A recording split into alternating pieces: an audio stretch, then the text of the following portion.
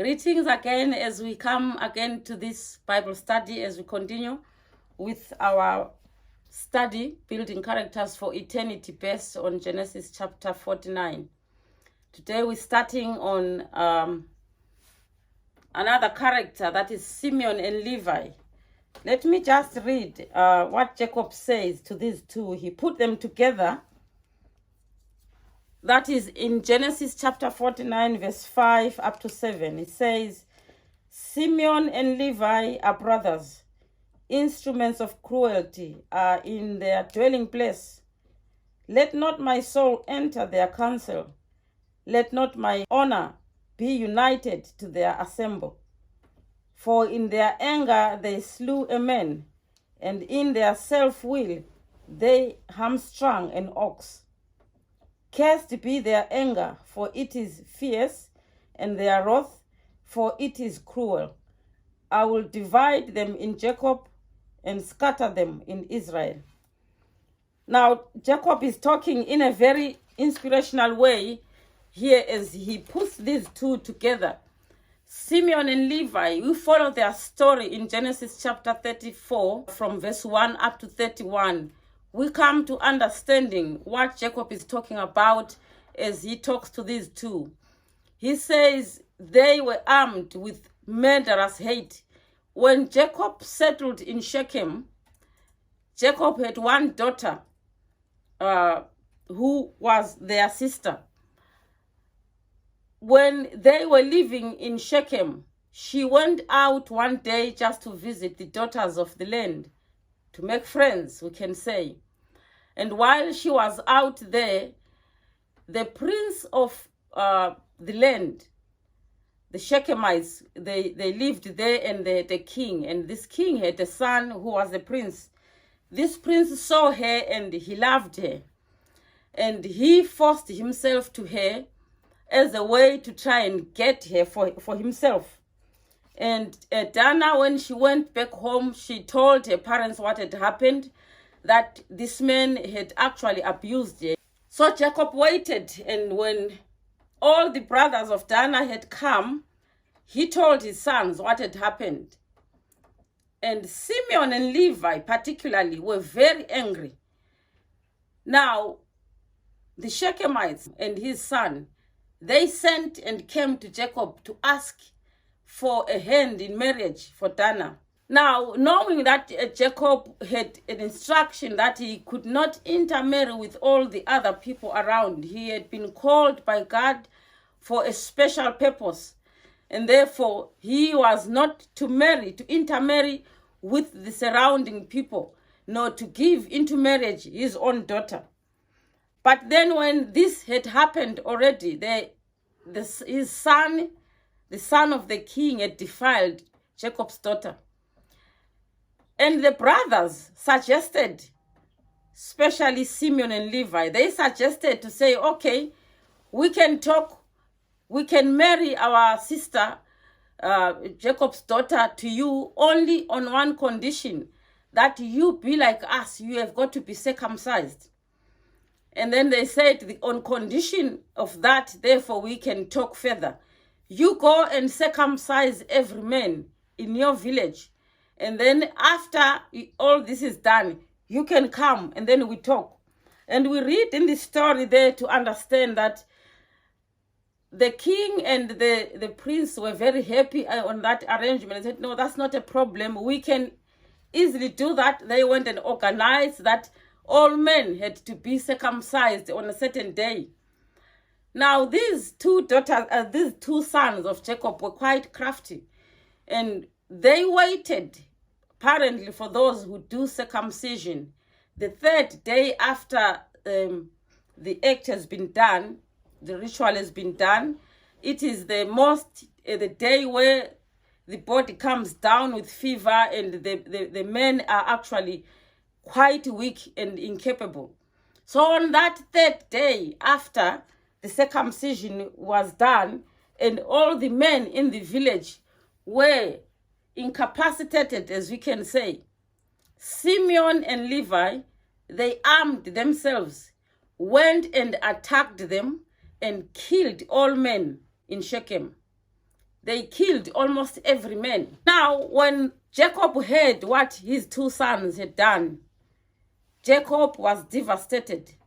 And he went and cried to God to say, what must I do? And God said, he told Jacob to leave the place. There was nothing else that Jacob could do but to leave the place. So now, this is the story, background from which Jacob is talking to Levi and Simeon, that they are brethren, they are brothers in hate. And I think we can understand people who are full of hate, who are unforgiving, that becomes actually a weapon that can push them and they can use to destroy lives and to do many things that are very destructive in their own life and in the lives of other people.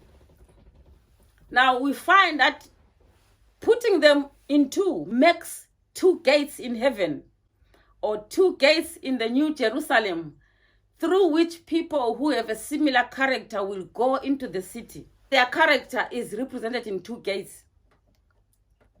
What a common trait of behavior and character amongst the sons of men.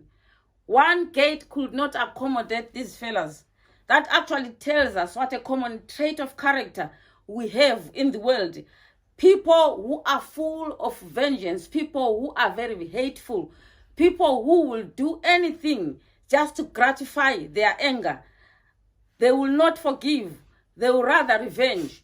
And this trait of character is so common amongst the sons of men, so much that God saw it fit that there will be two gates in heaven through which people who have repented from this state of character will go through into the city. And hence, the gate of Simeon and Levi are of a similar character. When we do not forgive, we become prisoners of anger and unforgiving spirit. I hope we do agree with me on that, in that manner, that people who cannot forgive, they are actually prisoners of anger and an unforgiving spirit. Whenever they see the object of their anger, whenever you see an object of your anger, they control your conduct, your attitude, your blood pressure, your thoughts, and finally your actions.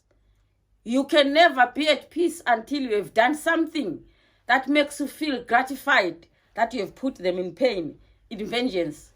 This was the spirit that ruled in Simeon and Levi. It was Simeon and Levi who instigated the killing of Joseph. Now we get this from inspiration that Simeon especially was the one who he had a very vengeful spirit. He hated, and when he hated, they wanted to put their hate in action. And we do get that Simeon and Levi, when the brothers sold Jacob into slavery, it was these two who were very angry, who really wanted his blood. Had it not been that Reuben intervened and said, we will not have his blood in our hands, they wanted to see Joseph dead. And we do come to understand the choice of Joseph as we go further with the reading of the sons of Jacob, and we get to the time when Joseph is in Egypt. We do understand his decision to take Simeon and put him in prison as a ransom for them to bring Benjamin when he tested his brothers. These two guys were like wounded lions in their anger. Whenever they were angry, they just wanted blood. They will not forgive. They found it easy to kill him than to forgive him. We do understand that about them concerning Joseph. They thought killing Joseph was the only thing that would actually gratify them and feel that they have been justified in their anger against him and their hate against their brother. Hence, it was Simeon, as I've already said, chosen to stay in prison in Egypt by Joseph. When Jacob came to hear about what Simeon and Levi had done, Jacob was appalled. And God himself, he was incensed. But what it means to forgive, and we'll see when we come to part 2 of these two, how then their names come to be in the gates of the New Jerusalem, we will find and understand how God has dealt with the sons of wrath and them that cannot find forgiving a very difficult thing. To forgive means to give up your claim on someone, to give up or cancel an emotional debt, to let go of anger, free yourself from chains of imprisonment. To forgive means to go out of your way to give up your feelings in order to make someone comfortable. In part 2 of Simeon and Levi, we will learn how, throughout their history, God is teaching this group of people to forgive. Well, God is merciful because he deals with each and every one of us in a way. People who find it a problem to forgive those who have hurt them or those whom they hate sometimes without a reason, they will agree that where they have come to change of this character trait, it took God taking them through a journey in their life that actually taught them that forgiving is the only way for them also to be happy. Because if for people who don't forgive, they are never happy. They are always having something to grumble about because they are holding on their heart something that is toxic, that poisons their mind and their blood daily. And hence we do understand that to err is human. They say to err is human and to forgive is divine. It's only God who forgives, and he asks those who will partake of the eternal life through his forgiveness to have a character, a godlike character that is willing to forgive without cost. And Jesus taught the very same manner when he taught us how to pray. When the disciples asked him, "Teacher, teach us how to pray." And in the Lord's Prayer, we find that sentiment that forgive us our debt as we forgive them that trespass against us. So we asking God that he should forgive us the very same way as we forgive others, which means those who find it difficult to forgive, they are also saying God should not forgive them either. And we find that it's a character trait that is it's quite serious to consider, because without learning to forgive and let go and have the character of Christ, who even being nailed on the cross, he cried, "Forgive them, for they know not what they do." I wonder what Simeon and Levi would have done in the place of Christ. The vengeful and the hateful, and them that wanted to gratify their anger by also shedding blood and killing those that they hated. But Christ teaches quite a great lesson to say we must forgive, and he gave it to his disciples as a command, that we must forgive, because forgiving partakes of the divine nature of God. And when we forgive, we free ourselves also of a burden.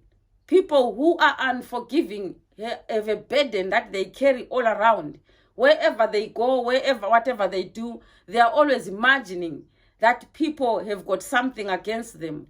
And hence they hate, and they keep feeding on their hate until they are actually unsavable. God cannot save them because their choice is they keep choosing to do that which identifies their character with the hater, who is Satan himself. Therefore, we will come to understand when we come to part 2, Simeon and Levi, how these two, God took them on a journey throughout the life of their tribes and throughout their own life, the patriarchs, how they came to a point where they realized the need to forgive, and they let go of their hate. This is the end of part 1. May God bless you. And please, let's continue. Even those that are online, let us continue to read these stories. To understand the Bible is to take time to read it. And we will understand deep things that God is communicating to us. From Genesis to Revelation, the Bible is a pearl that God has given to us for teaching, for instruction, and for doctrine. We're starting here on this Bible study on Genesis looking at the characters, as we have chosen this study specifically, for we believe that for those who are waiting and hoping to meet Jesus soon, we must have our characters transformed to be like Christ. And therefore, we can only start our walk with him by transforming our characters, by willfully surrendering to him, that he may teach us the way to walk and the way that we should present ourselves before him. May God bless you. Amen.